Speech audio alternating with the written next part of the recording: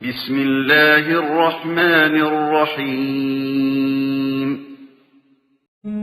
ولتكن منكم أمة يدعون إلى الخير ويأمرون بالمعروف وينهون عن المنكر وأولئك هم المفلحون. மேலும் மக்களை நன்மையின் பக்கம் அழைப்பவர்களாகவும் நல்லதை கொண்டு மக்களை ஏவுபவர்களாகவும் தீயதிலிருந்து மக்களை விலக்குபவர்களாகவும் உங்களிலிருந்து ஒரு கூட்டத்தார் இருக்கட்டும். இன்னும் அவர்களே வெற்றி பெற்றோர் ஆவர்.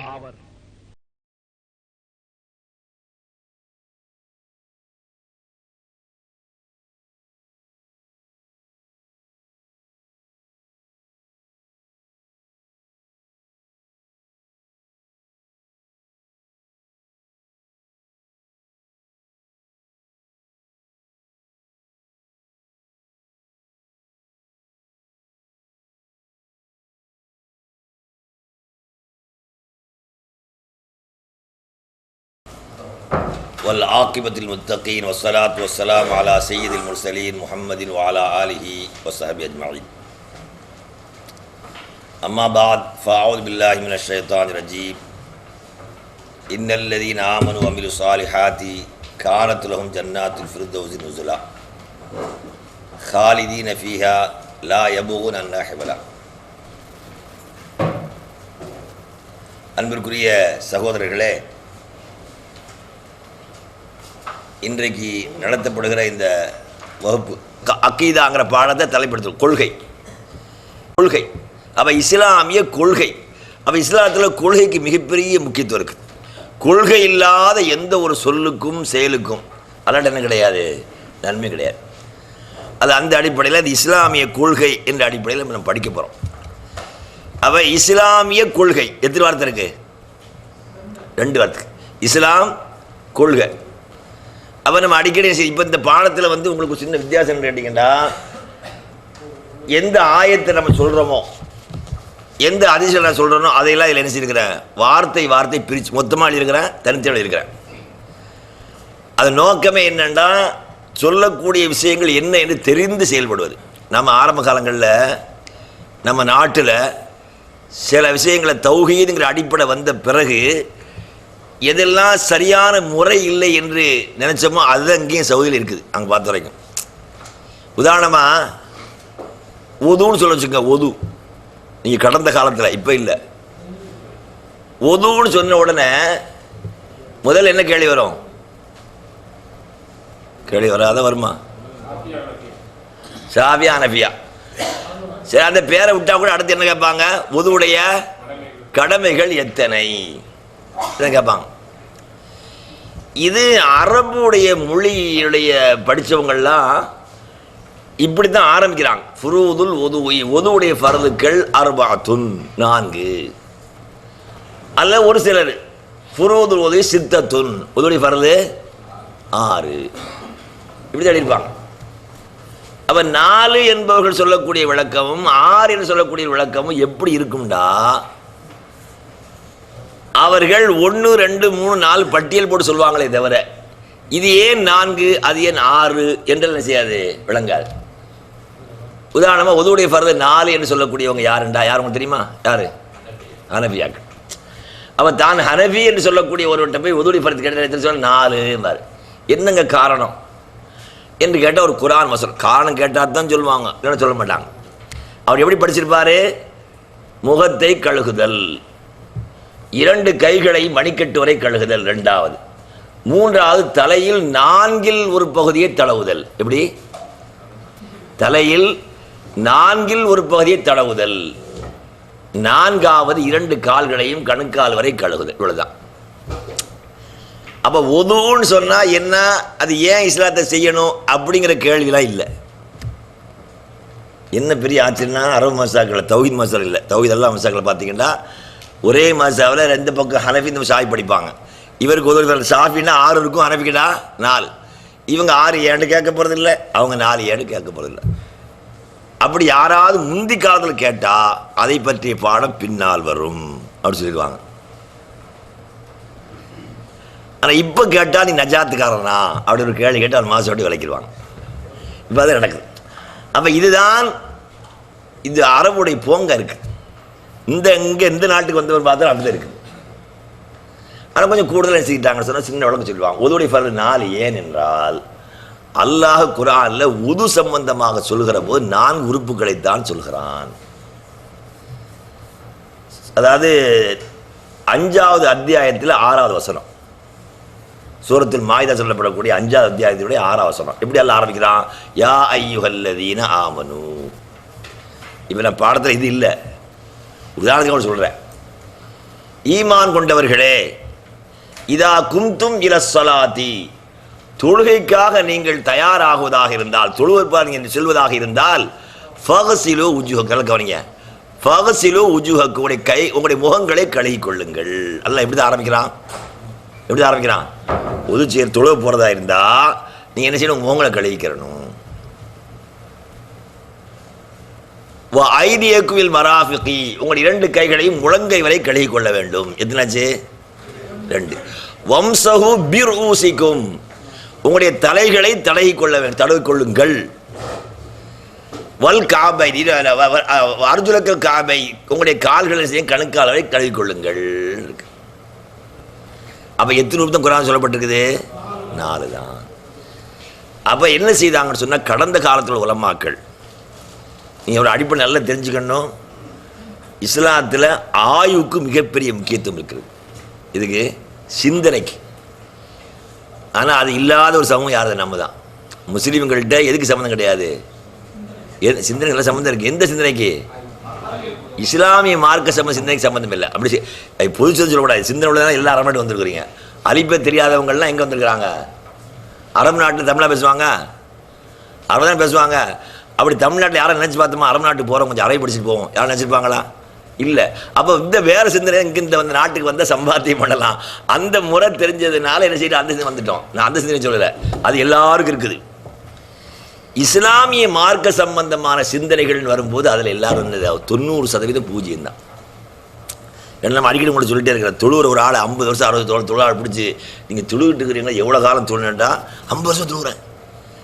தொழுகை எப்போங்க கடமையாச்சுக்கிட்டா கோவம் வந்துடும். என்ன ஏற்கமாதிரி கேட்டுக்கிட்டு இருக்கேன், நான் சின்ன பிள்ளைன்னு தொழுதுட்டு இருக்கேன்.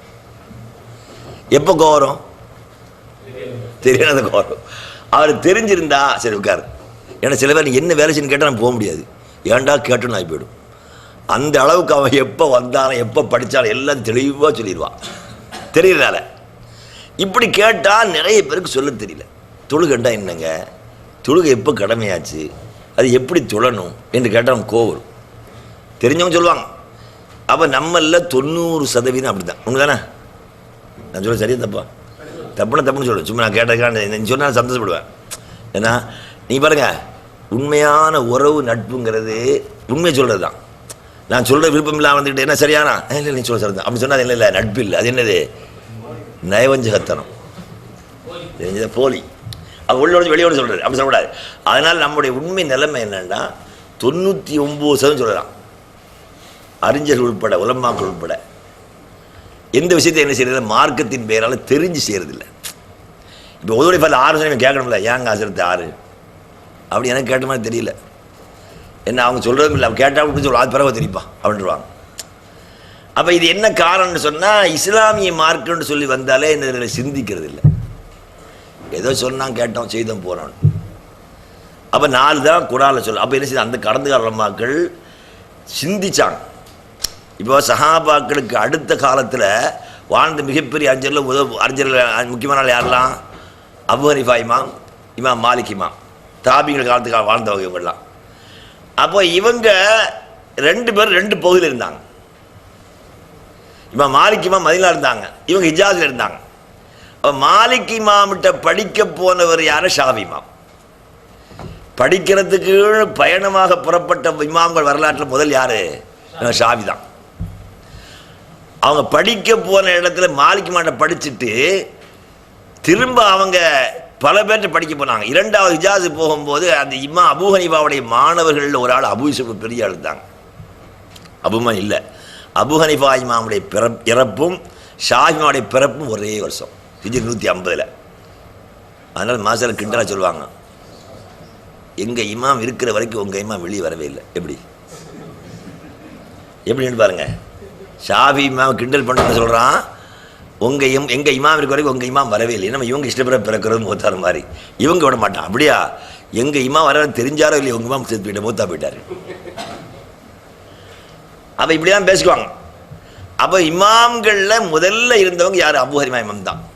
அப்போ ஷாஃபி இமாம் மாலிக் இமாம் இடத்தில் படித்து விட்டு திரும்ப இரண்டாவதாக படிக்க முயற்சி எடுக்கிற போது இமாம் அபூ ஹனீஃபாவுடைய மாணவர்களை பிரபல்யமான மாணவர் அன்றைக்கு இருந்தவங்க அபு யூசுஃபோடு முகமது சொல்லுங்க தான். இவங்க முகமது மாடல் படித்தாங்க. இப்படி பல பேர் அப்படியே படிக்க ஆரம்பித்தாங்க. அப்போ இப்போ மாலிக் இமாம் மதீனா விட்டு வெளியே போகவே இல்லை. அப்போ மதீனாவில் இருந்த சஹாபாக்கள் இடத்துல படித்தவங்க தான் யார்? அவங்கள்ட்ட படித்த பாடம் தான் யாருக்கு தெரியும்? மாலிக் இமாம். உண்மை இமாம்கள்லாம் ரொம்ப கண்ணியமாக வேறு நம்ம நினைக்கிற மாதிரி இந்த கத்தம்பாத்திய ஓர எங்கள் மாதிரி இமாம்கள் இல்லை. எங்கன்னா இப்போ இல்லை, அந்த காலத்தில் சொல்கிறேன், இப்போ இல்லை. இவர் பார்க்குறாரு நம்ம எப்படி சொன்னோண்டு. நான் சொல்லி இவர் அழகு சொல்லியிருக்க மாட்டார். ஏன்னா இவர் தௌஹீத் மசாலை ஓதுனவர். நம்ம அந்த மசாலை ஓதி அப்படி இருந்து வெளியே வந்தவங்க. அதனால் இவங்க இமாம்களை மதிக்கிறோங்கிற பேரில் அந்த இமாம் செய்த ஒரு வேலையும் செய்யறதில்லை. கத்தம்பாத்தியாவை தவிர வேற என் மூழுது உங்களுக்கு தெரியுது, அது இமாம்கள் அது செய்ததே இல்லை. அவங்க கித்தாபில் பார்த்தா மூழுதில் என்னென்ன இருக்காது, கத்தம்பாத்தியா பார்த்தா பாடமே கிடையாது. அப்போ அவங்க என்ன பண்ணாங்கன்னு சொன்னால் குர்ஆனை வச்சு ஆய்வு செய்து தான் எழுதினாங்க. ஆனால் ஸல்லல்லாஹு அலைஹி வஸல்லம் படித்த மாணவர்கள் ஒரு இடத்துல இருக்கலை, பறந்துட்டாங்க. அப்போ ஸல்லல்லாஹு அலைஹி வஸல்லம் கல்வியை ஒரே மாணவர் எல்லாத்தையும் படித்தாரான்னு அதுவும் இல்லை. இருக்கலாம், ஆனால் நம்ம வரலாறு படித்தோம் அப்படிதான் இல்லை. ஒரு ஆள் கொஞ்சம் படித்தார். இப்போ ஹதீஸ்கள் கலைஞர்கள் படித்து பாருங்களா, இவருக்கு 1000 ஹதீஸ் தெரியும், இவருக்கு 2000 ஹதீஸ் தெரியும், இவருக்கு 3000 தெரியும், இப்படி தான் சொல்கிறோம். இப்படி தானே? அப்போ அது பறந்து பல பேர். அதனால் எல்லா இடத்துலையும் போனவங்கள்ட்ட ஆங்காங்கே இருந்தவர்கள் படித்தது தெரிஞ்சு. இமாம் ஷாஃபி இமாமுக்கு தான் முதல்ல ஒரு சின்ன அது இமாம் மாலிக் கிட்ட படித்ததுக்கும் முகமது மாட்ட படித்ததுக்கும் சில வித்தியாசம் இருக்குது. அப்போ இப்படி வித்தியாசம் வரும்போது உதாரணமாக ஒரு 6 ஒரு 4 இருக்கு வச்சுக்கலாம். ஒரு பேச்சுக்கு படிக்கிற ஆளுக்கு என்ன சந்தேகம் வரணும்?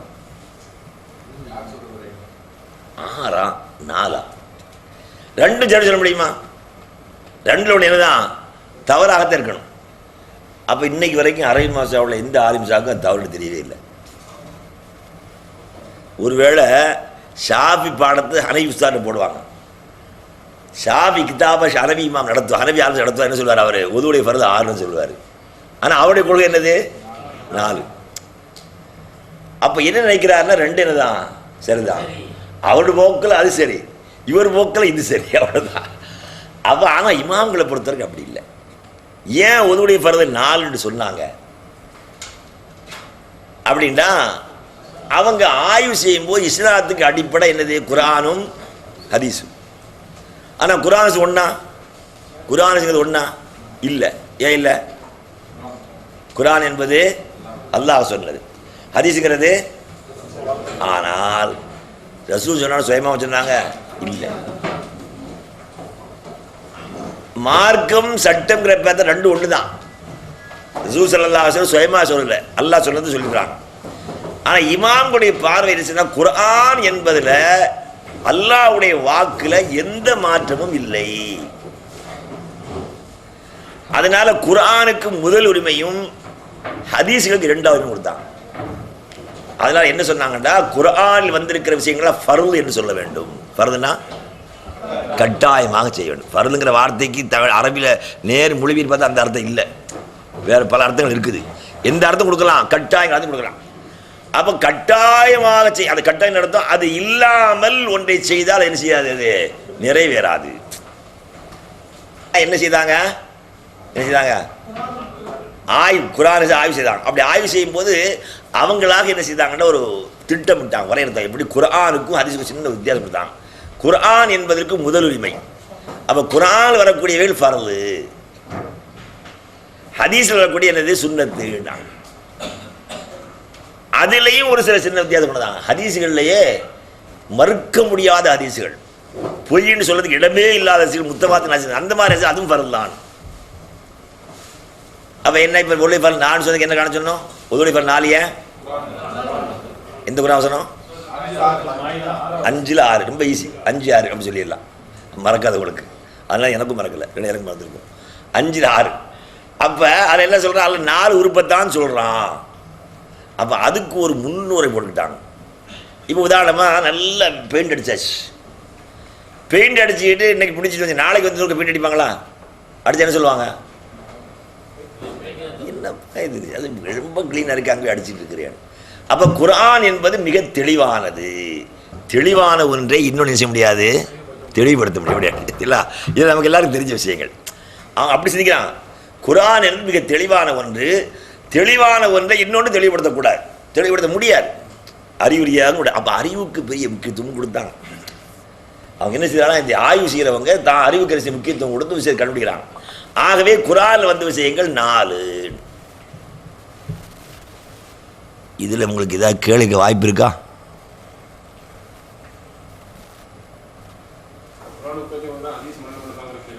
அதெல்லாம் இல்லை, அது இப்போதைய கேள்வி. அந்த கேள்வி பின்னால நான் சொன்ன விஷயத்தை வச்சு உங்களால் கேட்க முடியுமா? அதெல்லாம் அப்புறம். இப்போ நான் சொன்னது கவனிங்க. நீ கொஞ்சம் பிந்தி வந்திருக்கேன்னு நினைக்கிறேன். நான் என்ன சொல்றேன்னா,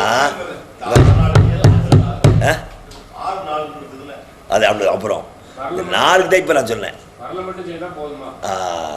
அப்போ அல்லாஹ் சொன்னான்னு சொல்லிட்டீங்களே, ஒருத்தன் காலம்லாம் என்ன செய்யறான், 4 உறுப்பு மட்டுமே கழுகுறான். கேட்டால் ஃபர்து தான். நீங்கள் தானே சொன்னீங்க ஃபர்ல செய்தால் என்ன செய்யுது, நிறைவேறிடும் அப்படின்னு ஒருத்தன் விட்டு அவன் நிலைமை என்ன அப்படின்ட்டு யாரும் கேட்கல. நான் ஒரு செய்கட்டை எங்கே ஒரு செய்கட்டை கேட்டேன், அப்படி செய்யக்கூடாது, அவ்வளோதான் பதில், எல்லாம் செய்யணும். அப்போ இப்படி சொன்னாங்க. அப்போ என்ன அந்த காலத்து வந்து அப்படியே சொல்லிட்டு இருக்கிறான். சரி, இது 4 ஆச்சா? 6க்கு ஏன் பாருங்க, 6 சொன்னவங்க பாருங்க. இன்னமல்லாமாலும் விண்ணியாத்து ஹதீஸ் இருக்குது. ஆனால் ஷாஃபி இமாமே எழுதினதாக ஒரு கிதாப் பேர் சொல்லுவாங்க. யாரு? ஷாஃபியாக்கள். அந்த கிதாப் பேரை சொல்லுவாங்க உம்முன்னு சொல்லுவாங்க. என்னது? அதை எடுத்து படித்து பார்த்தா அதில் எப்படி வருதா இமாம் ஷாஃபி சொன்னார்கள் வச்சுருக்காங்க. நான் கவனிச்சிங்களா? நல்லா கவனிக்கணும். ஷாஃபி எழுதுல எப்படி ஷாஃபி சொன்னா இருக்கும்? அப்போ என்னண்டா, ஷாஃபி மாவட்டத்தை படித்தவங்க நேரடியாக படித்தவங்க செய்கிறாங்க, எழுதுறாங்க. எழுதிட்டு நினச்சிட்டாங்க பேரை வச்சுட்டாங்க, இவன் ஷாஃபி கிதாப் வச்சுட்டாங்க. அதுதான் பிரபல்யமாக தமிழ்நாட்டில் சொல்லப்படக்கூடிய ஷாஃபி மாவட்ட கிதாபு. ஆனால் எந்த கல்லூரியில் படித்து கொடுக்கப்படாத கிதாப். அரபு கல்லூரிகளில் ஷாஃபி மாவட்ட கிதாப் எதை சொன்னாங்களோ அது ஷாஃபி இல்லை. வேறு என்ன வச்சுருக்கிறாங்கன்னு பார்த்தா, பிற்காலத்தில் வந்த எந்த பிற்காலம்னா கடைசி ஹிஜ்ரி 700 வந்த ஷேக் ஜெயினுத்தீன் மஹ்தூம்னு சொல்லி ஒரு கேரளா கதை. அவர் எழுதின கிதாப் முக்கியத்துவமான கிதாப். அவர் பாட்டு எழுதி வச்சுக்காரு. ஃபத்துல் முஈனி கிதாப் புன்சாவுனு அஜபுன், மிக ஆச்சரியமான எல்லா கிதாபும் உள்ளடக்கி கொண்ட கிதாப் எழுதிச்சிருக்காரு. அது பேர் ஃபத்துல் முஈனி சொல்லுவாங்க. அதெல்லாம் பிற்காலத்தை வந்தது. அப்போ ஷாஃபி மாவுடைய கிதாபோட இல்லை. அப்போ என்னன்னு கேட்டால், ஷாஃபி மாவுடைய கிதாபை தூக்கி பார்த்தா உதவி ஃபர்து 5 இருக்கு. நல்லா கவனிங்க, குழப்பற மாதிரி இருக்கும், கொஞ்சம் கவனிங்க. ஏன்னா நீங்கள் வெளியாக சொல்கிறதுக்காக சொல்கிறேன். நான் ஷாஃபி இமாம் எழுதின புத்தகத்தை எடுத்து பார்த்தா எத்தனை இருக்குது? ஓடி ஃபர்து 5. அவர் சொன்னதாக எழுதின பிரபல்யமான இமாம்கள் எத்தனை இருக்குது? 6 இருக்கு. சரி, அப்படி எழுதினாலும் கூட மாசாக்களில் பேர் என்ன, ஃபிக்குடைய அடிப்படைகள்னு ஒரு புக் இருக்கு. உசூல் ஃபிக்குமாங்க பேர், ஃபிக்குக்கு அடிப்படைகள். அதில் எழுத செய்த இப்போ நான் சொன்னது என்ன சொல்லுவாங்க, ஹதீஸுகள்லையும் கூட சில ஹதீஸுகள் ஒரு 1000 பேர் சேர்ந்து ஒரு விஷயம் சொல்லலாம் வச்சுக்கோங்களேன். இப்போ நீங்கள் இருக்க ஒரு 50 பேருக்கு வச்சுக்கோங்க. நீங்கள் 50 பேர் சேர்ந்து நீங்கள் 4 மணிக்கு தான் வர்றதாக சொன்னீங்கன்னு சொல்லி வச்சுக்கோங்க. நான் சொல்ல யாசிப் அப்படி சொல்ல கேட்ட மாதிரி வந்தால் போன்னு சொன்னார்னு சொல்கிறேன். அப்போ நீங்கள் யாரை நம்புவீங்க? இப்படி ஒரு கூட்டம், அதுக்கான பொசிஷன் சொல்லலை, உதாரணம் சொல்ல நான், சரியா? அப்போ இந்த 50 பேரும் சொல்கிற விஷயங்களுக்கு ஒரு முக்கியத்துவம் உலகத்தில் இருக்குது. அது மாதிரி சஹாபாக்கள் ஒரு பெரும் கொண்ட கூட்டம் அறிவிச்சுட்டா அந்த அரிசி அரபி பேர் தவாத்து, முத்தவாத்தில் அரிசிப்பாங்க. முத்தவாத்திர் அப்படின்டா அவர்கள் சொல்வதை பொய் என்று கற்பனை செய்ய முடியாத ஹதீஸ். அப்போ அவ்வளோ மக்களால் அங்கீகரிக்கப்பட்ட ஹதீஸ் பேரை சொல்லுவாங்க முத்தவாத்திர். அப்போ இன்னமல் ஆமாலும் பின்னியாத்து வரக்கூடிய ஹதீஸ் என்னதுன்னா இப்படி அந்தஸ்து உள்ளது. அதனால அதுவும் ஃபர்து. உதுவுக்கு மட்டும் இல்லை, எல்லாத்துக்கும் ஃபர்து. உதுவுலேயும் ஃபர்து. இப்போ எத்தனாச்சு? 5 ஆச்சு. இன்னொன்று கவனிங்க, 6 எப்படி நல்லா கவனிங்க. இன்னும் அவங்க நல்லா செஞ்சுருக்கிறாங்க. அந்த சிந்தனை எந்த தவறும் இல்லை. அல்ல முதல்ல எந்த ஒரு கடவுள் சொல்கிறான்? முகத்தை கடவுள் சொல்கிறான். அடுத்து சொல்கிறான் கைகளை. கழுகிற உறுப்பில் 3வது எது? காலு. அப்போ காலத்தை சொல்லணும். கழுகிறதா அவர் சொல்லிட்டு கழுகிறதா சொல்லி முடிக்கணும்.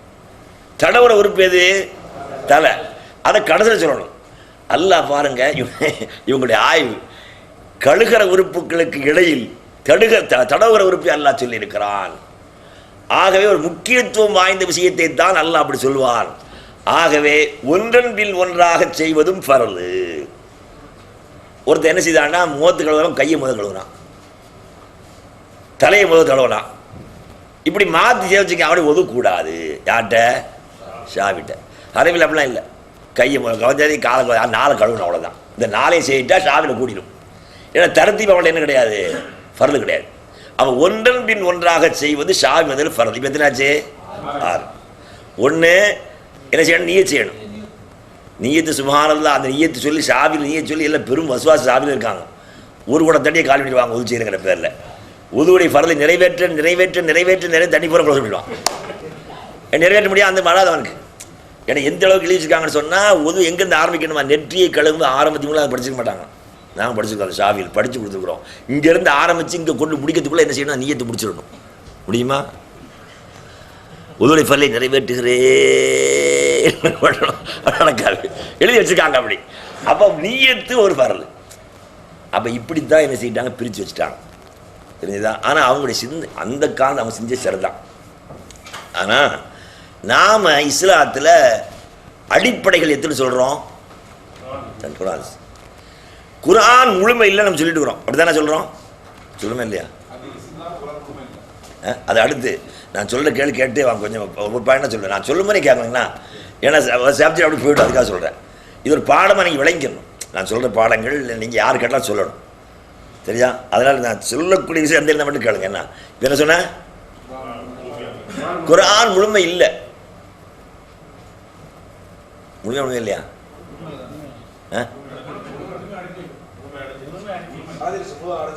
இல்லை. முழுமையாக உங்களுக்கு கேளுங்க. இப்போ நீங்கள் சொல்லணும். அல்லா சொல்லுவாங்க எல்லாம் தெரியுமோ? இப்படி ஆசை கேட்பாங்க. அல்ல உங்களுக்கு எல்லாம் தெரியுமோ? சொல்லுங்க பார்ப்போம். எங்கே சொன்னா? சொன்னான்ல. அப்போ குர்ஆன் முழுமையை சொல்வதாக இருந்தால் நான் அடுத்த கேட்பேன். ஒரு முஸ்லீம் எத்தனை வக்து தொழ வேண்டும்? நிஜாருக்கு விளங்கிட்டு இன்னும் சொல்ல மாட்டார். ஐவேளை தொழுன்னு யார் சொன்னா? அல்லாஹ் சொன்னா. குழப்பக்கூடாது. பாயின்னா பாயிண்ட் நிற்கணும். இப்படி தான் உலமா கேட்டு ஒரே மடக்கு இப்படி தான் மடக்குவாங்க. அப்படி இல்லை. நான் உங்களுக்கு சொல்லிக் கொடுக்குறேன். ஏற்கனவே சொல்லியிருக்கிறேன், நீங்கள் மறந்துட்டீங்க.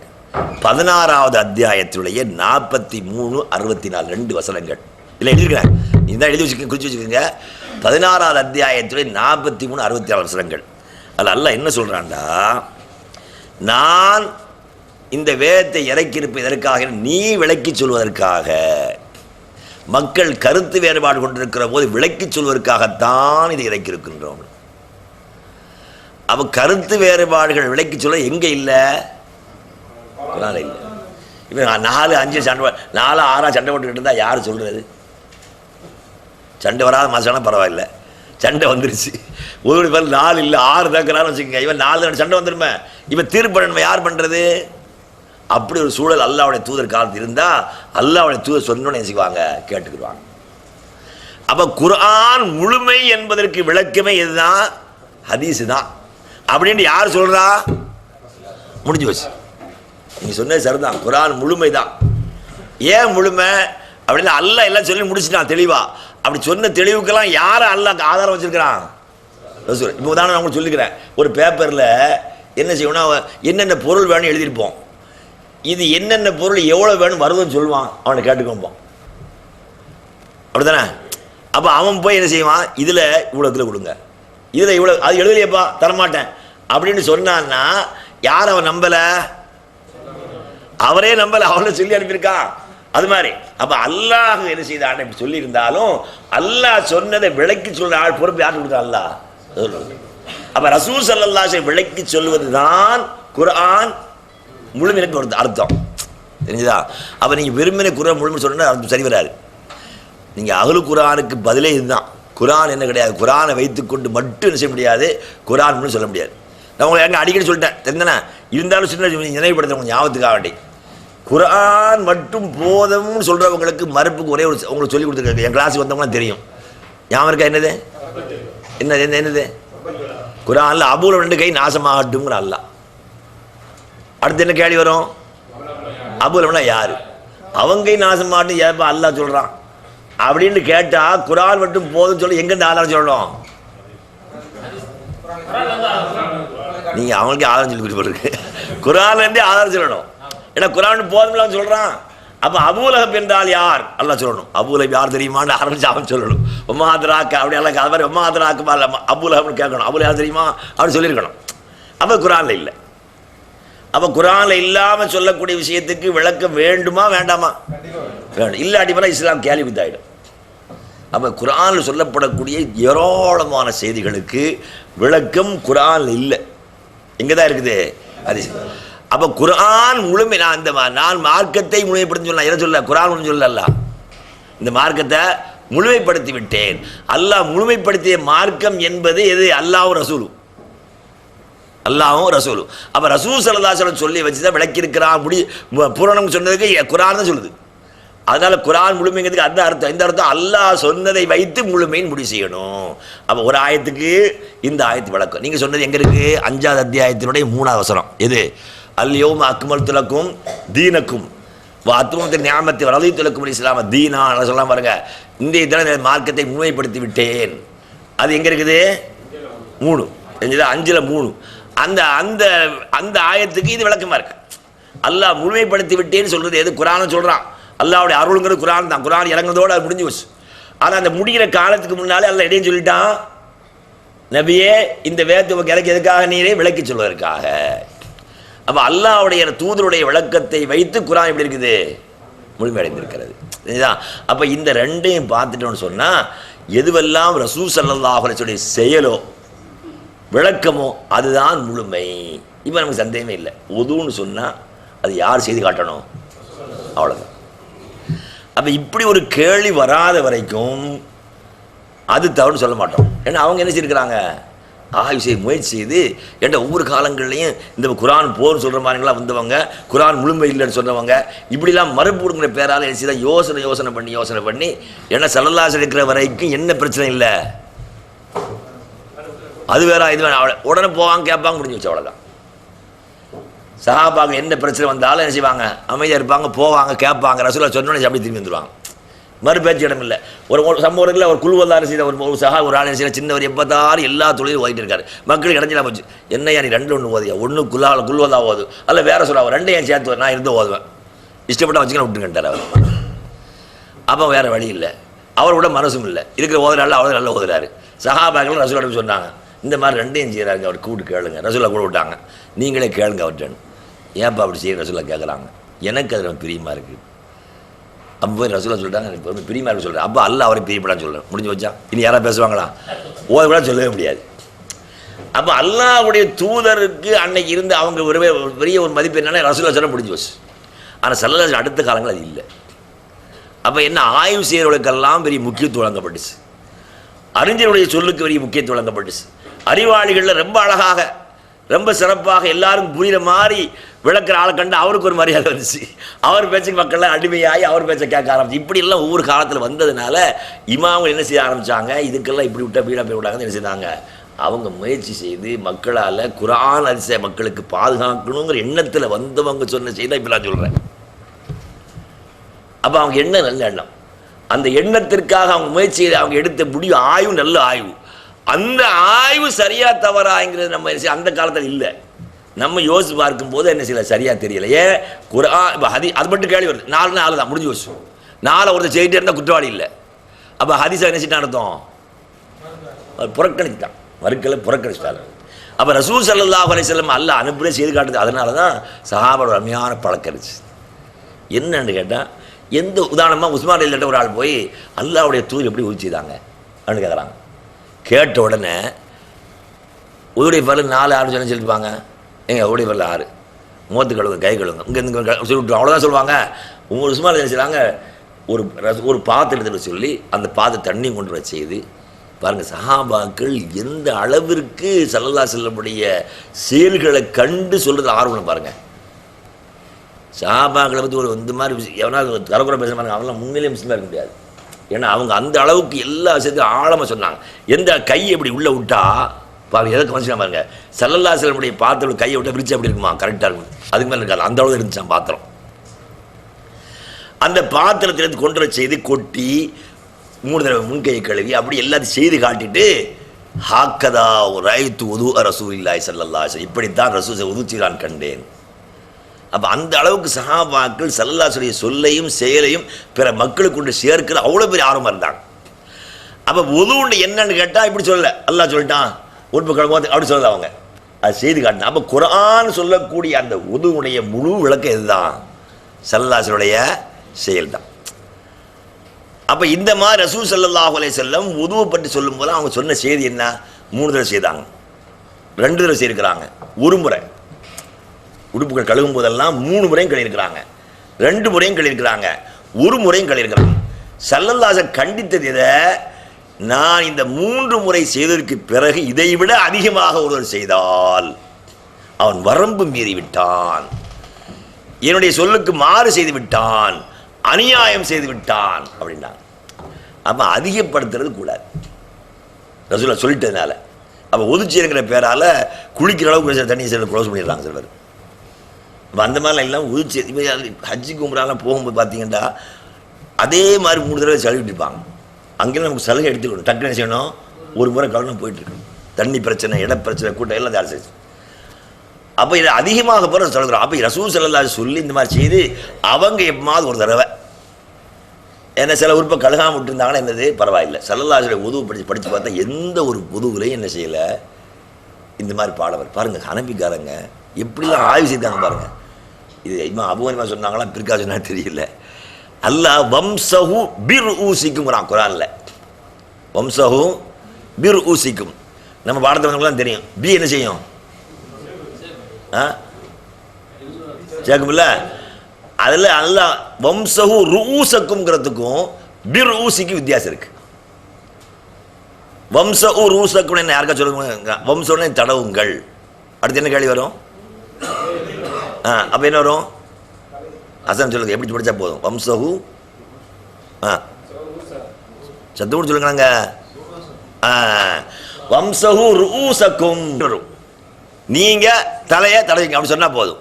அதுக்கு எப்படி அரபி சொல்லணும், வம்சஹு ரூசக்கும். அதில் கவனிங்க, அங்கே பார்க்க அவங்க பேசிட்டு போயிட்டு இருப்பாங்க. என்ன வம்சஹு ரூசக்கும், உங்களுடைய தலைகளை தடவுங்கள் சொன்னா என்ன போதும், எப்படி சொல்லணும் கொஞ்சம் சொல்லி பாருங்க. வம்சஹு ரூசக்கும், ஆனால் எப்படி இருக்குது, வம்ச பிர்ஊசிக்கும். அப்போ இலக்கணத்தை வச்சு என்ன செய்தாங்கண்டா, பா வந்து விட்டால் சேர்த்தல் என்ற பொருள் இருக்கிறது. அப்போ கையை தலையில் சேர்த்து விட்டால் தடை விட்டான்னு பொருள் வந்து விட்டது. இப்படி பாருங்க, கை வச்சுங்க, என்ன செய்ய அர்த்தம், தடை விட்டான். ஏன்னா பாக்கு அந்த அர்த்தம் தான். இதெல்லாம் எங்கே படிச்சு பாடம், இலக்கணம். இலக்கணம் தப்பு இல்லை, ஆனால் அல்லாஹ்வுடைய சொல்லுக்கு இலக்கணம் யாரு, ரசூலுல்லாஹ். அப்போ இந்த பாவுக்கு வச்சு அது ஷாஃபிக்கான செய்த தடவுறது வந்து சொன்னால், தடவுறதுங்கிற பேர் இருந்தால் போதும், இப்படி இருந்தால் போதும். அதான் ஷாஃபி கிதாபில் ஃபத்வாவில் கிதாபில் எழுதியிருக்காரு, தலையினுடைய எல்லையை விட எல்லையை விட்டும் தொங்கிக் கொண்டிருக்கிற முடியில் கொஞ்சத்தை தடவினாலும் போதும். ஒருத்தங்க கொண்ட வர வளர்த்துருக்காங்க, நிறைய வளர்த்துருக்காங்கல்ல, இங்கே வளர்த்து கொண்டை இப்படிச்சானா போதுமா. நான் சிரிக்கிறத சொல்லலை, அவங்க ஆய்வு பாருங்க, சுப்ஹானல்லாஹ். ஆனால் இப்போ 4 இமாம்களுக்கும் அடுத்து வந்த அந்த 4 இமாம்கள்கிட்ட ஒரு ஆள்கிட்ட படித்தால் தான் யார், புகாரி ரஹ்மத்துல்லாஹி அலைஹி. யார்கிட்ட, அஹ்மது ஹம்பல்கிட்ட. அஹ்மது ஹம்பல் யார்கிட்ட படித்தாங்க, ஷாஃபி இமாம்கிட்ட. மதுஹபுள்ள 3 இமாம்கள் வந்து ஆசிரியர் மாணவர் இருக்காங்க. மாலிக் இமாமுடைய மாணவர் யார், ஷாஃபி இமாம். ஷாஃபி இமாமுடைய மாணவர் யார், அஹ்மது ஹம்பல். அப்போ 3 பேருடைய செய்தி யாருக்கு தெரிய வந்துருக்குது, புகாரி இமாம். புகாரி இமாமுக்கு 3 சொல்ல முடியாது, ஏன்னா ஷாஃபி வேற ஆள்கிட்டையும் படிச்சிருக்காங்க. அப்போ இவங்க எல்லா செய்தியும் அஹ்மது இருக்குது, அவங்கள்ட்ட படிக்கிறாங்க. அவங்கள்ட்ட விழுந்து படித்து அதில் எல்லாம் எது சரியானது சரியில்லைங்களா ஆய்வு செய்து எழுதுறதே இது புகாரி. அப்போ இவங்க ஒதுவுடைய ஃபர்து 6 என்று சொன்னதுக்கும் 5 4 சொன்னதற்கும் அதில் இது போதும் அது போதான்னு சொன்னதுக்கெல்லாம் எது ஆதரவு வச்சாங்க, குர்ஆனிலிருந்தும் குர்ஆனில் இருக்கக்கூடிய இலக்கணங்களை வைத்தும். அப்போ இப்படி செய்தால் போதும். 4 இப்படி இருந்தால் குறைஞ்ச கை வச்சா 4 தலையில் ஒரு எதிர்பாக வரும், 4ல் ஒரு பாகம் வரும். எப்படி வசதியாக பாருங்க, தலையே தலை சொல்லுறான். தலைனா இங்கே வரும், இங்கே வரும், இதுதான் தலையா, இதுவும் தலை தான், இதுவும் தலை தான், இதுவும் தலை தான். அப்போ கையை கொண்டு சேர்க்கறது வச்சு பார்த்தா 4 ஒரு பக்கம் பட்டாலும் என்ன ஆயிடுச்சு, தலையை தொட்டுட்டான், என்ன ஆகி போச்சு. இப்படிலாம் செஞ்சாங்க. சுப்ஹானல்லாஹ். நீ ஹதீஸ் கிதாப் எடுத்தா புகாரியில் மசஹுர் ரஸ்னு தலி தலைப்பு. நீ புகாரி சமைத்து படித்து பார்த்தீங்கடா மனசுக்கு நம்ம கவலையாக ஆரம்பிச்சிடும் நேரங்களில். நீ படித்து பார்த்தீங்கன்னா படித்து பார்த்தீங்களா? நான் ஒரு ஆட்டை சொன்னேன், இந்த ஜூஃபுல பேர் சக்காக்கள் இந்த குர்ஆன் புகாரி முக்கியமானதை படிங்கன்னு சொன்னேன். அவர் படித்து பார்த்து அவங்க வந்திருக்கு அப்துல் ரஹ்மான் இஸ்லாத்து வந்தவர். அவர் சொன்னார், நீ படிக்க சொன்னீங்க 2 பக்கம் 3 பக்கம் படித்து பார்த்து ஒரே ஹதீஸ் தாங்க இருக்குது. என்னடா புகாரி முகத்தை கழுகுதல் வரைஞ்சி போட்டிருப்பார். அதே பார்த்து 2 கைகளையும் முழங்க அதே ஹதீஸ் வரும், தலையை முழுக்கத்தை அதே ஹதீஸ் வரும். இப்படி பார்த்தீங்கன்னா 2 பக்கம் 3 பக்கம் படித்து பார்த்தா என்ன இருக்கும் ஒரு. அப்போ என்னென்னா தலைப்புக்கு தகுந்த அப்போ தலையை தடவு அதை தனியாக கொண்டு வந்து எப்படி முன் கையை அவருடைய நெற்றியினுடைய ஆரம்பத்தை வைத்து தன்னுடைய கையை அப்படியே கொண்டு சென்று திரும்ப எங்கே ஆரம்பித்து அங்கே வந்து சேர்த்து விடுவார்கள். இது புகாரி முஸ்லிம் வரக்கூடிய ஏராளமான கிரந்தங்கள் அப்படி சரியான ஆதாரம் ஹதீஸ். அப்போ இப்போ தலையை தடவுறது சொல்றதுக்கு சரியான விளக்கம் பார்க்கறது எங்கே பார்க்கணும்? ஹதீஸ் புகாரி தான், புகாரி ஹதீஸ் தான். ஹதீஸை பார்க்கணும், ரசூலுடைய வாழ்க்கையை பார்க்கணும். அப்போ ரசூல் ஸல்லல்லாஹு அலைஹி வஸல்லம் வாழ்க்கையில் ஒரு தடவை கூட என்ன இப்படி செய்ததா வரல. அப்போ ஷாஃபிஈ என்ன சொல்லிட்டாங்க, தலை முழுக்கும் தடவலாம், தடவினால் சுன்னத்து, நன்மை கிடைக்கும் கூடுதலா. அப்போ இப்படி என்ன செய்தாங்க, ஃபர்து சுன்னத்துக்கு மத்தியில் பிரிவு பண்ணி அந்த காலத்தில் செய்தாங்க. ஆனால் உண்மை நல்ல ஒரு நல்ல நோக்கம். அந்த நோக்கத்துக்கு சரியான ஆதாரமாக என்ன செய்திருக்கல அவங்க குர்ஆன் 2 இணைச்சு பார்க்கல. இதுதான் ஆரம்பம் நடந்துச்சு. அதனால் இன்றைக்கும் ஃபிக்ஹுங்கிற பெயரால் ஜாலியாத்தில் நடத்தப்படக்கூடிய பாடங்கள்லேயும் அதிகம் அப்படி இருக்கு. அக்கீதா ஃபிக்ஹுங்கிற பாடங்கள் ஏண்டா எங்கிட்ட படித்த மாணவத்தை வந்தான், குராஃபாத்திலேருந்து தௌஹீதுக்கு வந்துட்டான். தௌஹீத் தென்காசி கடலில் படித்தாங்கிட்ட படிச்சுட்டு இங்கே வந்தான். என்ன ஊரில் எல்லாம் கூடானே அங்கே படிச்சு கொடுத்துருந்தான்னு கேட்டான். இல்லை அங்கே அதெல்லாம் சரியில்லை, இங்கே சரியில்லைன்றீங்க, திரும்ப அதை தான் நீ நடத்திக்கிட்டு இருக்கிறீங்க. அவை நடத்துறேன்டா நான் மொழிபெயர்த்தோம். ஏன்னா மொழிபெயர்க்கும் போது என்ன செய்ய முடியாது, அவங்களுக்கு அதுதான் எழுதி நான் சில ப்ராக்கெட் போட்டு மட்டும் சில விஷயம் எழுதிட்டேன். அவன் என்னன்னா இங்கே உள்ள புக்காவில் அந்த மாதிரி அப்போ இன்னும் விளங்குண்டா அரபுடைய போங்குங்கிறது இதுதான். என்ன செய்ய ஹதீஸ் ஆயத்தை படிச்சுக்கிட்டு அதில் ஒரு கருத்துன்னு சொல்லிட்டு போகிறது. அதனால் நான் இப்போ எதுக்கு சொல்ல வந்தேன் நல்லா ஞாபகம். எதுக்காக சொன்னால், இப்போ மார்க்கம் என்ற பெயரால் எந்த ஒரு தலைப்பாக இருந்தாலும் அதற்கெல்லாம் மூலம் என்னதான், குர்ஆனும் ஹதீஸ் இதுதான். அப்போ எந்த ஒரு தலைப்பாக இருந்தாலும் குர்ஆனிலோ ஹதீஸிலோ இல்லை என்றால் அதுக்கு பேர் என்ன இல்லை, இஸ்லாம் இல்லை. ஏண்டா அல்லாஹ் சொல்லி கொடுத்தது தான் மார்க்கம், ரசூல் கொடுத்தா மார்க்கம்.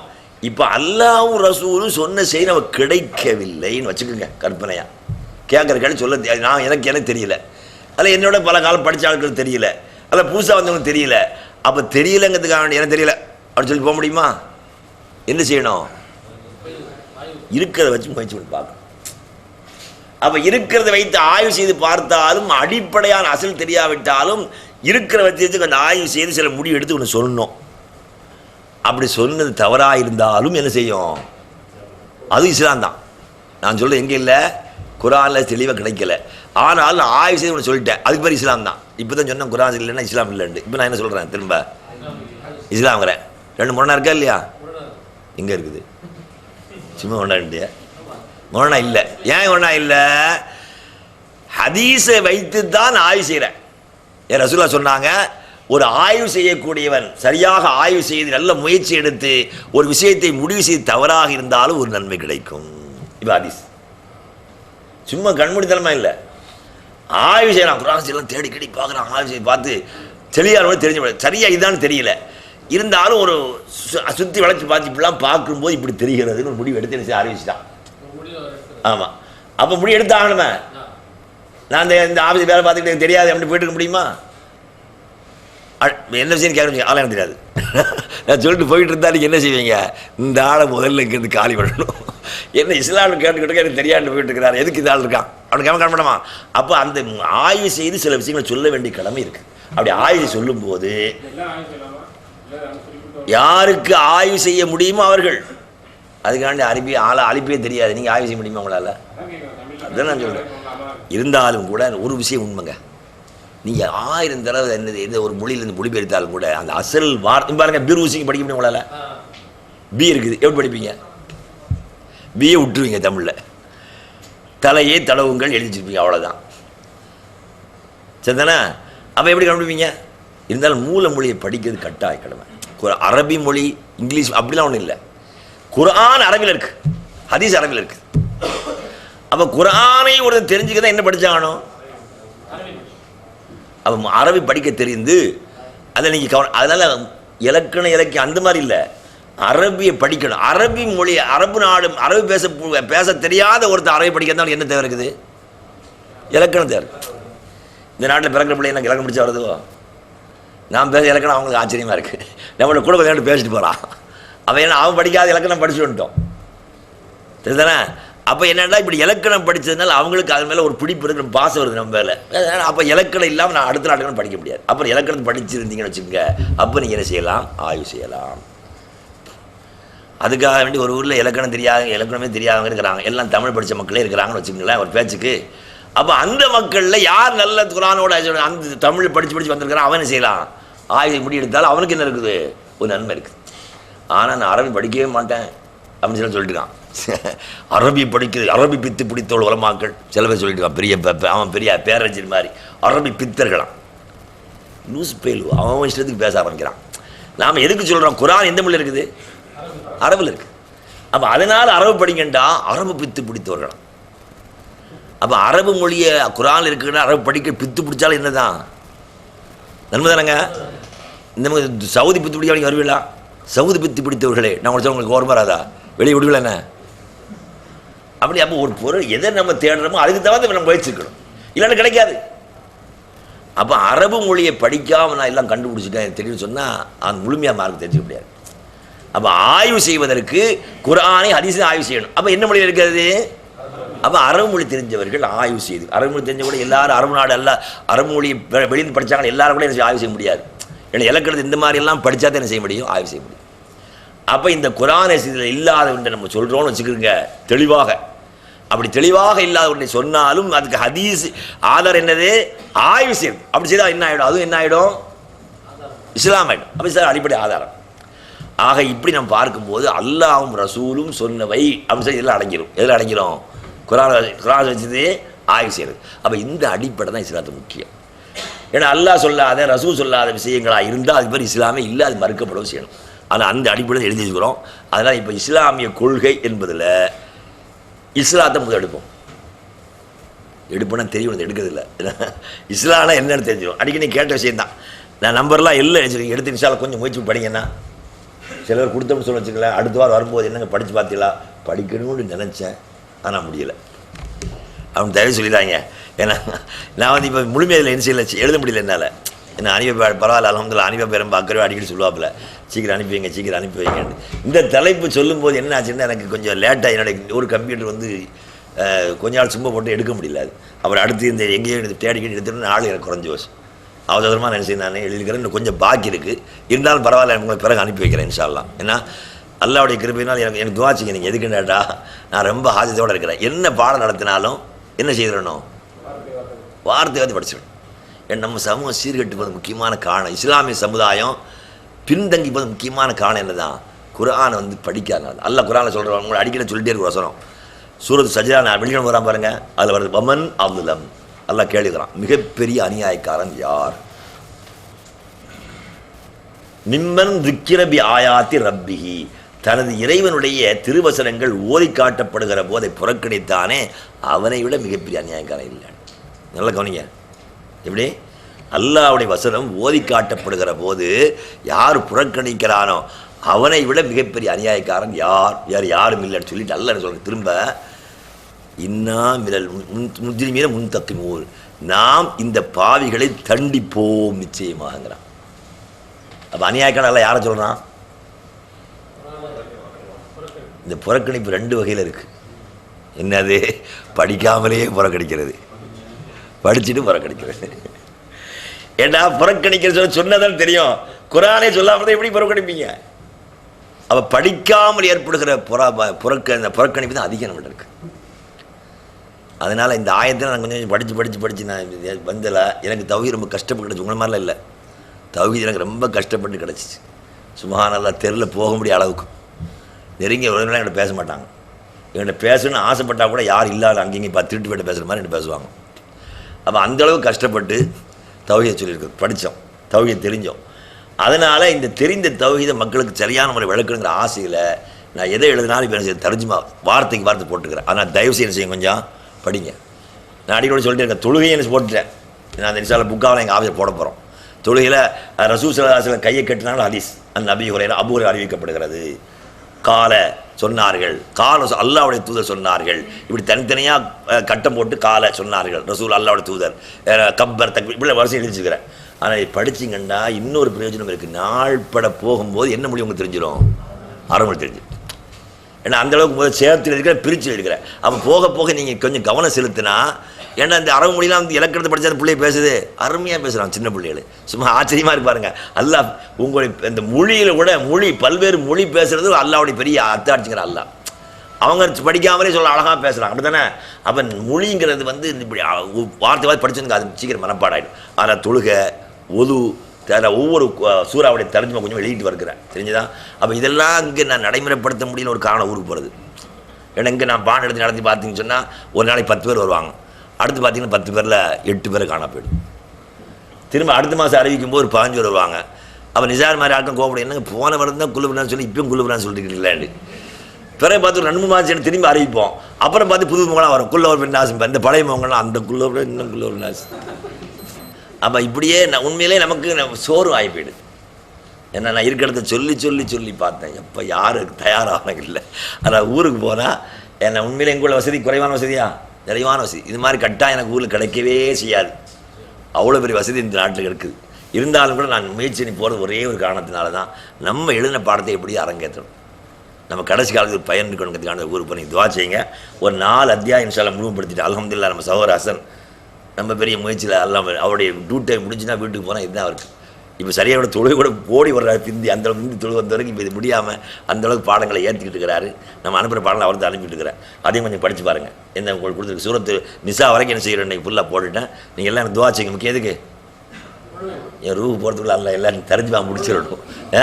இந்த தர்ஜுமா வார்த்தைக்கு வார்த்தை இன்னும் எனக்கு பாக்கி வந்து ஹஜ்ஜு ஜக்காத் வச்சுருக்கிறேன். அதையும் இன்ஷா அல்லாஹ் முடிஞ்ச வரைக்கும் என்ன செய்ய போகிறேன், நான் வார்த்தைக்கு வார்த்தை தர்ஜுமாவோடு எழுத போகிறேன். அது நீங்கள் படித்து ஒரு பாடத்தை படிக்கிறீங்களா, ஹஜ்ஜுண்டா இதுதான் அப்படி நீங்களே சொல்லணும், நோம்புனா இதுதான், ஜக்காத்னா இதுதான் என்று சொல்லக்கூடிய அளவுக்கு நாம் ஏன்டா இந்த மார்க்கை வந்து நாம் சொல்லும்போது என்ன சொல்கிறா மக்கள், நீ சொல்ல புதுசாக இருக்கேன் என்னமோ அவன் பழசு நிறைய படித்த மாதிரி இருக்கணுமே, பழசு இல்லை அவன்கிட்ட. அவன் எது இருக்க வேண்டும் அப்படி இல்லாதனால நம்ம கொடுக்க என்ன தெரியுது, அவங்களுக்கு திணிக்கிற மாதிரி தெரியுது. அவள் இப்படி அவங்களா படிக்க ஆரம்பித்தாங்கன்னு சொன்னால் இதுதான் பாடம் தெரிஞ்சிடும். அது அந்த அடிப்படையில் இஸ்லாம்னா என்ன அப்படின்னு எழுதிச்சிருக்கிறேன். பாடம் முழுமை பேட்டாங்க கவலைப்படாங்க, ஏன்னா எல்லாம் இருக்குது. ஏன்னா நான் அவங்களுக்கு சொல்லக்கூடிய விஷயம் எடுத்து படித்து பார்த்து தான் அவனுக்கு தெரியும். அதனால் இஸ்லாம் என்றால் என்ன அப்படின்னு கேள்வி இப்படி கேட்கணும். இந்த பாடம் எப்படி அக்கீதான்னு சொன்னால் நீங்கள் குல்லோர் கிளாஸ் படித்தவங்களுக்கு தெரியும். ஏன்னா என்ன ஒரு எப்படி வருது, மின் குல்லோர் பின்னா வைக்கினா சல்கன்னா சல்ல குல்லோர் வழக்கில் என்ன வருது, குல்லோர் மின்சரிமா கலக் மின்சரின் நஃபாதாதி ஃபில் உக்கத். உக்கத் அர்த்தம் முடிச்சுக்கள்.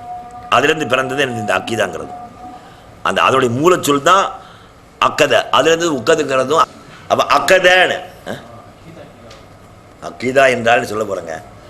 இப்போ தான் பாடத்துக்கு ஆரம்பிக்கும். இது வரைக்கும் முன்னோரை சொன்னேன். இது வரைக்கும் சொன்ன எந்த பாடம் இல்லை, அக்கீதா இல்லை.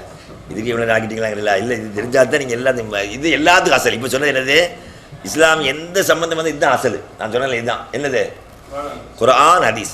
குர்ஆன் நேரடியாக இல்லாத போது ஆய்வு, அதுவும் பேர் என்னதான், இஸ்லாம் தான்.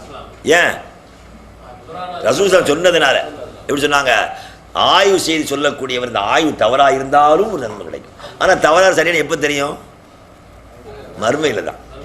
ஆனால் பிறகு வந்து எல்லாம் ஆய்வு செய்து சரியான கொண்டு தான் இதுதான் சரி. அப்போ நம்ம முந்தி சொல்றது என்னது, தவறு. அதுக்கு பிறகு நான் ஆய்வு செய்ய முடிவெடுத்தேன், தப்பாக இருந்தாலும் அப்படி சொல்லக்கூடாது, அது தவறாயிடுச்சு. இப்போ அசல் இதுதான். அதனால் இப்போ அக்கீதா நம்ம சொல்கிறோம், அக்கீதா. அவள் அக்கீதா இப்போ அக்கதை அப்படி சொன்னால் முடிச்சு போட்டான்னு அர்த்தம். என்னது அக்கதை என்னது, முடிச்சு போடுறது. கெட்டுறது. அப்போ அக்கீதான்னு சொன்னால் கட்டிக்கொள்ளக்கூடியவன், கட்டிக்கொள்ள வேண்டிய விஷயம். எங்கே கட்டுறது? மனசில். அப்போ இஸ்லாத்துக்கு ஈமானுக்கு சின்ன வித்தியாசம் சொல்லுவாங்க. இஸ்லாம் என்பது பகிரங்கமாக செய்யப்படுகிற ஒன்று, ஈமான் என்பது உள்ளத்தில் இருக்குது. ஈமான் தக்குவா இறைச்சலாம் எங்களுக்கு உள்ளே இருக்கும். இப்போ தொழுகிறோம், அல்லாஹ் அக்பர் கையை கட்டிட்டோம், ருக்கு செய்யிட்டோம், என்ன செய்யிட்டான்? தொழுதுட்டான். இப்போ தொழுகை என்ற நம்பி செய்தானா இல்லையாங்கிறது யாருக்கு தெரியும்? அல்லாஹ் தெரியும். அவனுக்கும் தெரியும். யாருக்கு? செய்யணும் தெரியும், அல்லாஹ் தெரியும். நாம சொல்ல முடியாது. இவன் ஏமாத்துக்கால தொழுதுக்கான், அவருக்கு அல்லாஹ் சொல்ல முடியாது. ஆனால் சலலாம் சில பேர் அடையாளப்படுத்த, அது பிரச்சனை வேற.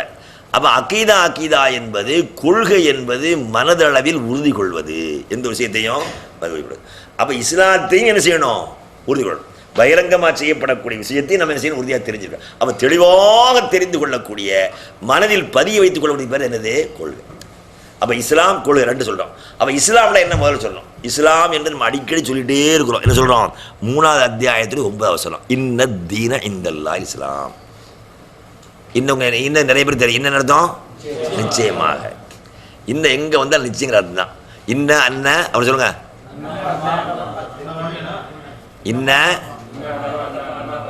இன்ன அன்ன இன்னமா அன்னமா கது, இந்த 5 வார்த்தை குர்ஆன்ல எங்கே வந்தால் என்ன நடந்தா? நிச்சயமாக.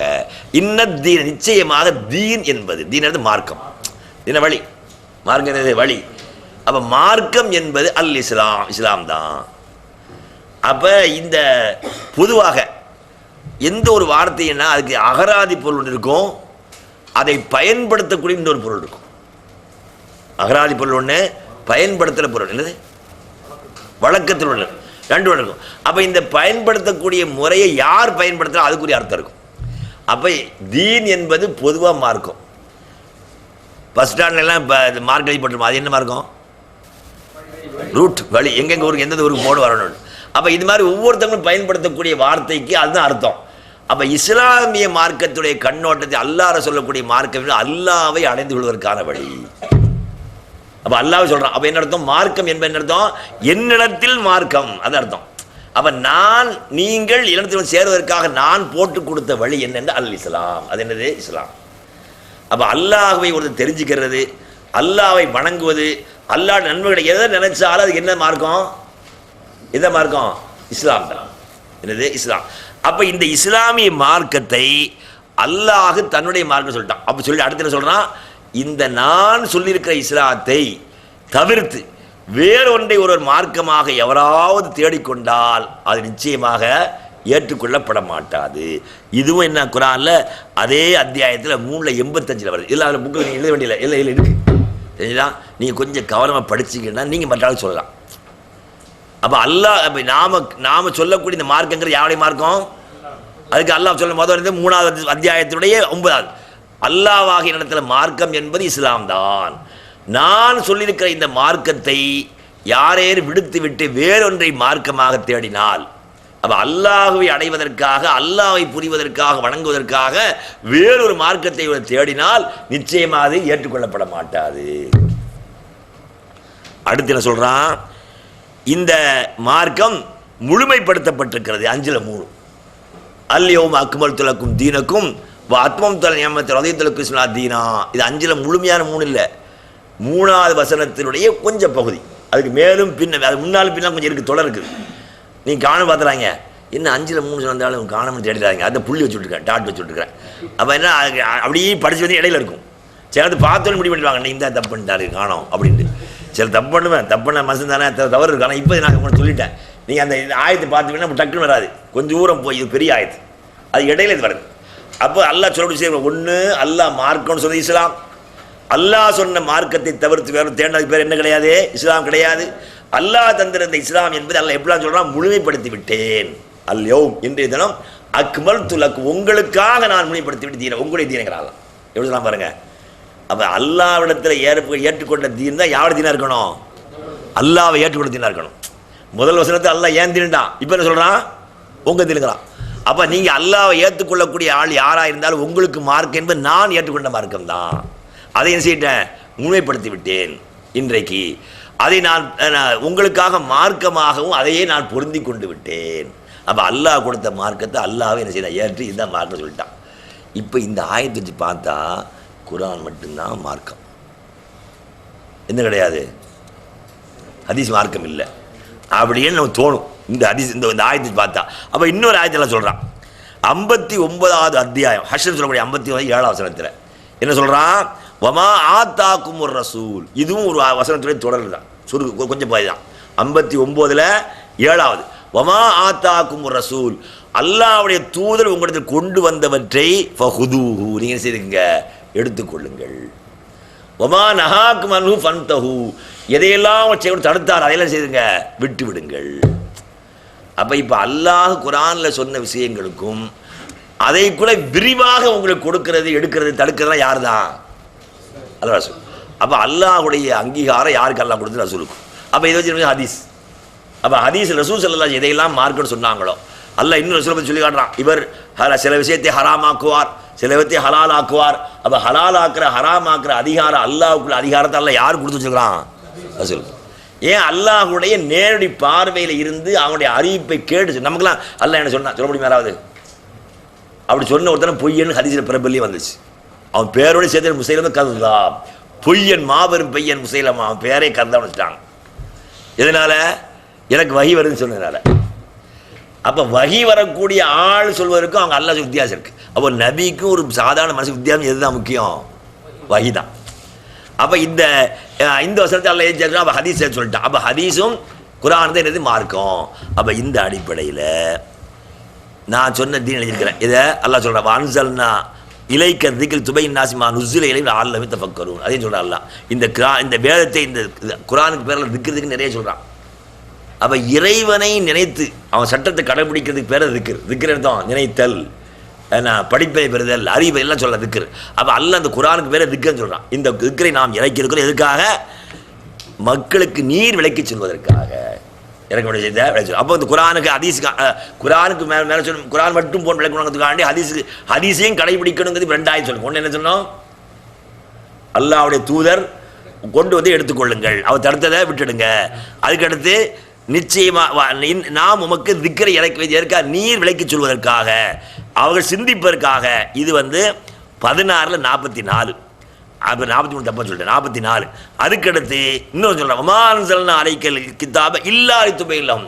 அரபனுடைய சில அழுத்தங்கள்னா வணக்கத்துக்குரிய இல்லை யார் தவிர? அல்லாஹ் வணக்கத்துக்குரியவன். அப்படி சொல்கிறதுக்கு இதுக்கு வித்தியாசம் இருக்குது. அல்லாஹ் வணக்கத்துக்குரியவன், அல்லாஹ் அல்லாதவனும் இருக்கலாம். ஆனால் அல்லாஹ் எதிர்மறையும் உடன்பாடையும் சேர்த்து சொல்கிறான் பாருங்க. முதல் எடுத்தவொடனே என்னதான்? இல்லை இலாஹ், எந்த கடவுளுமே இல்லை, இல்லல்லா, யாரை தவிர? அல்லாஹ். அதே மாதிரி அந்த 16:64 சொல்லும்போது நாம் உமக்கு வேதத்தை இறக்கவில்லை அப்படி சொல்லிட்டு எதுக்கு அப்போ சொல்கிறான்? இறக்கல் நடத்தோம், இறக்காமல் இறக்கியிருக்கேன். எது தெரியுமா? லி துப்பை இல்லாரி துப்பை இல்லவும், அவன் விளக்கி சொல்வதற்காகவே தவிர இறக்கவில்லை. அவன் எதுக்கு இறக்கியிருக்கிறேன்? நீ விளக்கி சொல்வதற்கு தான் இறக்கியிருக்கிறேன். எந்த விஷயத்தில்? அல்லது தலவு, எதில் அவங்க கருத்து வேறாடு கொண்டிருக்கிறார் அந்த விஷயம் விளக்கி சொல்வதற்காகத்தான். அதுக்காக என்ன செய்கிறோம்? இறக்கி இருக்கிறோம் சொல்கிறான். அப்போ இந்த 2 ஆயத்தை எதுக்கு சொன்னது? ஏன்னா அதை வச்சு குர்ஆன் போதும் பண்ணக்கூடாது, சில அப்படி எழுதிட்டு விளக்குவாங்க. ஆனால் இந்த 2 குர்ஆன் ஹதீஸ், இது 2 குர்ஆனையும் ஹதீஸையும் படித்து சொல்லணும்னு சொல்றது யார் சொல்கிறோம்?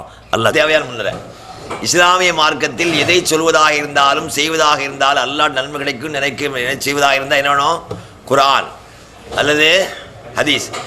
குர்ஆன் தெளிவாக கிடைக்காத போது அதிலிருந்து எடுத்து ஆய்வு செய்த விஷயங்கள் இதுவரைக்கும் அர்த்தம் சொன்னோம். தெரிஞ்சா இனிதான் இந்த அக்கீதாவுடைய சில